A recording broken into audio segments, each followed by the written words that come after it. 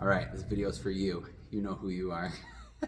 I'm putting on YouTube so you can watch this video. So, a stretch and an exercise for you. If you are not you, don't watch this video. This isn't recommended for anyone unless you are you and you know who you are. So, first thing, the stretch.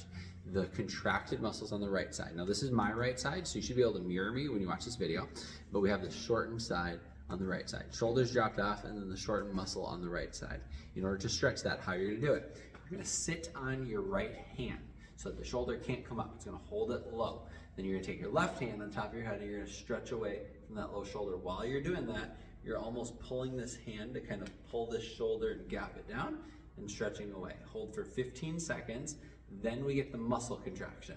So you're gonna move your head up a little bit and then you're gonna pull this ear towards this shoulder. So you're trying to raise this shoulder, but it's being held because it's anchored underneath your butt. And then you're pulling the head towards here. So you're gonna contract this muscle for 5, 4, 3, 2, 1, and then relax, and you're gonna get into a further stretch.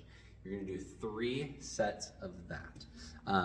I would want you to actually do 4 of the 15 seconds. So start with the stretch and then hold for 5 seconds and do 3 of the count. So it ends up being 4 of the stretches because I always want you to end with the stretch.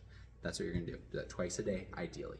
Second thing, we need to strengthen to get these shoulders to get like this because the right shoulder is dropped off big time, and then it's not a right angle like shoulders and head. It's not a right angle. It's even more in that that angle is lessened on that side because there's more contraction in that muscle. But we need to get the shoulders in this direction. So it's like a lateral side bend with a dumbbell. So you're gonna start with, I would start with a 40-pound dumbbell, and you can work up to 60, whatever, but start with that. We want decent weight for this, unless you can't do it with good form, okay? So, yeah, it doesn't really matter, but just work up in weight over time. But for this one, you're gonna hold the dumbbell in your right arm.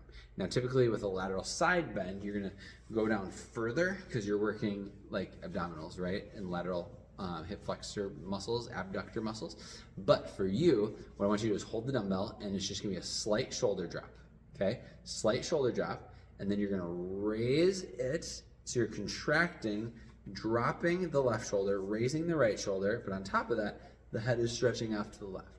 So you're going like this, you're gonna hold, and then you're gonna slowly come upright and slowly go against that weight and get down so it's down a little bit, and then fire back up. And with this one, I want you doing 12 repetitions. Whatever you can do good form with 12 repetitions. Point being, the shoulders are like this. We're trying to strengthen in the opposite to shift those shoulders in this direction, but at the same time, I want you to have that head slightly tilted off to your left as you're doing that. So you go down like this, keep that head off here, so this is on a constant stretch.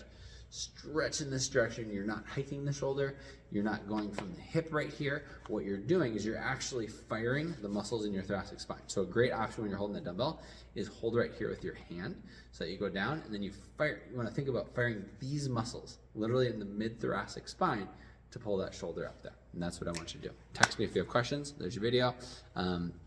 With that exercise, I mean, if you can do that, if you got a dumbbell around the house or something of weight, I mean, you can even use like a softener salt bag. That'd be a good option too, to do that at home. If you could do it once a day, would not be a bad thing. That's not too much. So once a day, ideally, for the strengthening, and then the stretches, ideally twice a day. Text me if you have questions.